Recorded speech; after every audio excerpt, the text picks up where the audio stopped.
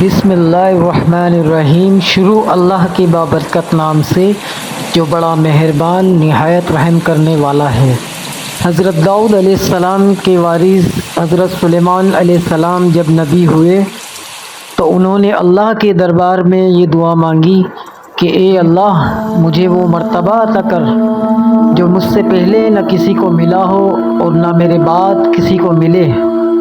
وہ دور بھی ایک عجیب دور تھا جب انسان جنات اور کالا جادو پہ یقین رکھتے تھے۔ اللہ نے اپنے نبی سلیمان علیہ السلام کے لیے چرند پرند، ہوا اور جنات کو آپ کے ماتحت کر دیا تھا۔ تو بس حضرت سلیمان علیہ السلام جہاں بھی کفر، نفرت اور انسانوں پر ظلم دیکھا کرتے تھے تو وہاں جا کر اپنے معجزات دکھاتے تھے، اور یوں انسان آپ کو اللہ کا نبی سمجھ کر صحیح راستے پر آ جاتے تھے۔ اور اگر کوئی جن کسی انسان کے گروہ پر حملہ کرتا تھا یا انہیں تنگ کیا کرتا تھا تو آپ اس جن کو پکڑ کر اسے زنجیروں میں قید کر دیا کرتے تھے، اور آپ کا تخت فضا اپنے کندھوں پہ اٹھائے پھرتی تھی اور آپ آسمانوں پہ پرواز کیا کرتے تھے۔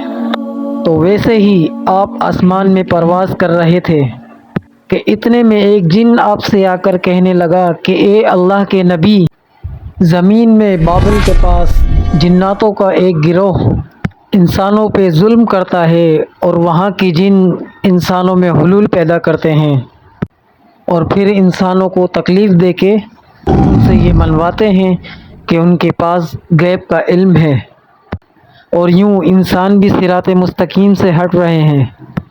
جیسے ہی اللہ کے نبی سلیمان علیہ السلام نے اس بات کو سنا تو آپ اپنے تخت کو بابل کی طرف موڑتے ہیں اور اس گروہ کے پاس آ کر کہتے ہیں کہ اے تکبر میں رہنے والو، اللہ سے ڈرو۔ وہ جنات کا گروہ حضرت سلیمان علیہ السلام کی طاقت سے ناواقف تھا۔ ان میں سے ایک جن لیاب کہنے لگا، ہم کسی سے نہیں ڈرتے اور ہم اپنی مرضی چلاتے ہیں۔ اور اس کے قبائل کے کچھ جن حضرت سلیمان علیہ السلام کے تخت کے چاروں طرف سے آ جاتے ہیں اور کہتے ہیں کہ اگر تو واقعی سچا ہے تو ہمیں قید کر کے دکھا۔ تو بس اللہ کے نبی سلیمان علیہ السلام جیسے ہی اپنی عصا ان جنات کی طرف کرتے ہیں تو ہوا اور مٹی کا ایک عجیب طوفان اٹھتا ہے اور زمین کو چیر کے لوہا نکلتا ہے اور زنجیروں میں تبدیل ہو جاتا ہے، اور وہ زنجیریں ہر اس جن کی گردنوں پہ آ پڑتی ہیں اور وہ تمام کے تمام جن زمین بوس ہو جاتے ہیں، اور اللہ کے نبی سلیمان علیہ السلام کے قدموں میں گر کے کہتے ہیں کہ آپ کون ہیں؟